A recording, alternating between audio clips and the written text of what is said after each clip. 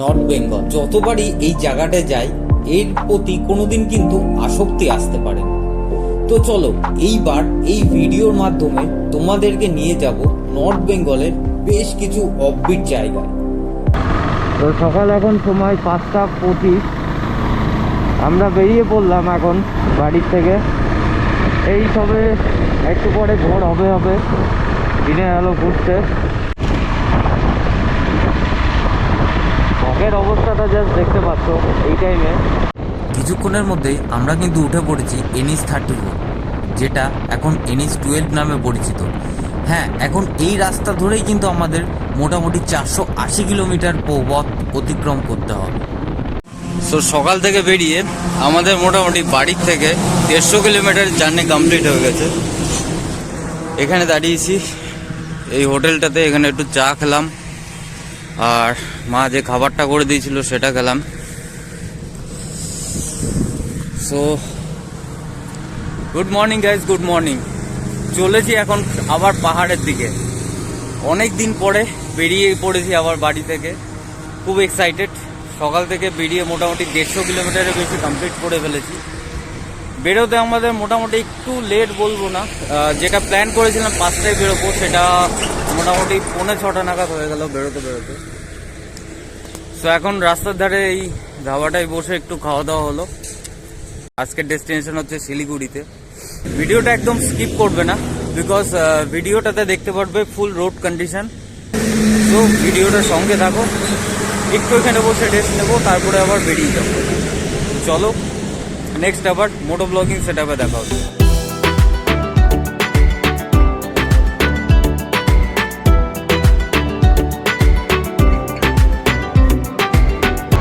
সময় 10টা, আমরা পৌঁছে গেছি ফারাক্কা ব্যারেজ। জল পুরো ভর্তি, সমুদ্রের মতো দিকে ভর্তি। এদিকটা একটু কম, এদিকটা একটু বেশি।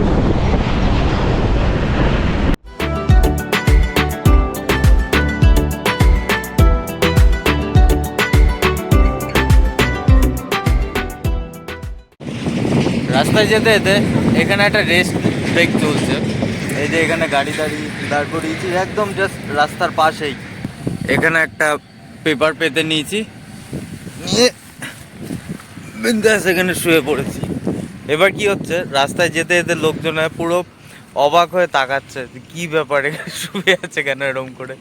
অ্যাকচুয়ালি অনেকক্ষণ চালানোর পরে যখন পিঠটাকে এরমভাবে রেস্ট দেওয়া যায় তাহলে সেটা খুবই আরাম লাগে। এখানে বসে বসে লেবু খাচ্ছি, লেবু কিনেছিলাম আসার সময়। তো এখন হচ্ছে আছি ইটাহারে।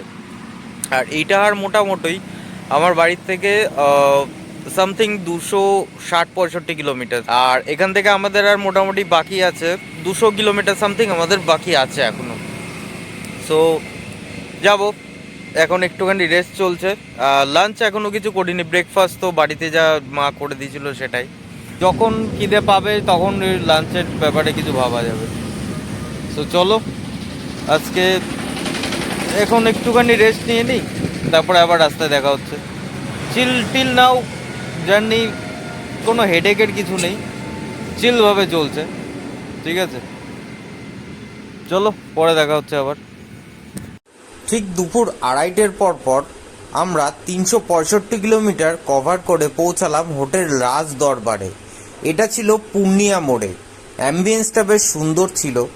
আর এখানে কিন্তু আমরা অর্ডার দিয়ে দিয়েছিলাম 2 প্লেট বিরিয়ানি। বিরিয়ানির টেস্টটা ভালোই ছিল, শুধু নেগেটিভ পয়েন্ট একটাই বলবো, একটু অয়েলি ছিল। সময় ঘড়িতে বিকেল 4:30।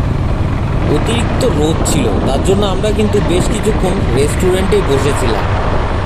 পূর্ণিয়া মোড় থেকে শুরু করে এই 50 কিলোমিটার মতো রাস্তা খারাপ পাবো সেটা আগে থেকেই জানতাম, তো সেই মতো মেন্টালি প্রিপেয়ার ছিলাম। আর এই 50 কিলোমিটার রাস্তাটা ক্রস করতে মোটামুটি 1.5 থেকে 2 ঘন্টা টাইম কিন্তু আমাদের লেগে গেছিলো, কারণ গাড়ি এইখানে একদম টানা যাচ্ছিল না। খুবই আস্তে আস্তে সতর্কভাবে আমাদেরকে গাড়িটা নিয়ে কিন্তু এগোতে হচ্ছে।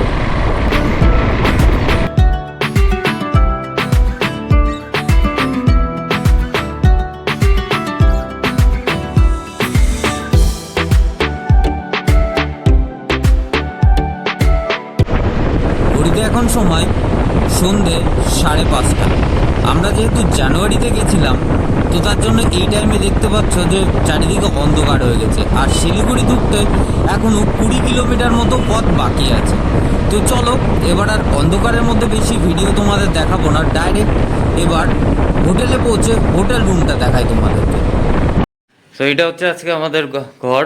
তো এই যে ঘরটা বেশ মোটামুটি ভালোই। এখানে যে লাগেজ সেট করে দিয়েছি, এখানে আমার ডেটা ট্রান্সফারের কাজ চলছে গোপ্রো থেকে। এখানে ব্যাগ, ব্যাস আবার কি, এখানে জামা কাপড়, জ্যাকেট সব এখানে চলেছে, জুতো। হোটেলের নাম হচ্ছে স্মৃতি গেস্ট হাউস, মাটিগাড়াতে। শিলিগুড়িতে ঢুকি না, আগের বারও এই হোটেলটাতে স্টে করেছিলাম, ভালো ছিল। চলো হোটেলের বাইরে থেকে একবার দেখিয়ে দিই, তাহলে বুঝতে পারবে। হোটেলটা বেশ ভালোই, পরিষ্কার পরিচ্ছন্ন, অসুবিধা নেই। এদিকে বাথরুম আছে উইথ গিজার, শীতকাল গিজার তো লাগবেই। The next day. সো এটা হচ্ছে মাটিগাড়া রোড। ওই যে সামনের দিকে যে গাড়িটা চলে গেল, ওই দিক থেকে বাঁ দিকে গেলেই আমরা চলে যাব সিকিম, দার্জিলিং এর ওই সাইডে, ঠিক আছে। আর এই যে হচ্ছে আমাদের হোটেল স্মৃতি গেস্ট হাউস, মাটিগাড়া, শিলিগুড়ি। আর কন্ট্যাক্ট নাম্বার তোমাদের এই যে দেখিয়ে দিচ্ছি, এখান থেকে নিয়ে নিতে পারো, স্ক্রিনশট তুলে রেখো। সো আমাদের ডে 1 বাতকুল্লা থেকে শিলিগুড়ির মোটামুটি 500 কিলোমিটারের পাহাড়ের রাইডে। তো পাহাড়ে আমরা কোথায় কোথায় যেতে চলেছি, অফবিট প্লেসগুলো, সেগুলো জানার জন্য কিন্তু তোমাদের পরবর্তী ব্লগগুলো নিশ্চয়ই দেখতে হবে। তো চলো আজকে এখানেই শেষ করছি। ভিডিওটা ভালো লাগলে একটু লাইক করে দিও, আর চ্যানেলটা সাবস্ক্রাইব করে দিও, পাশে থেকো।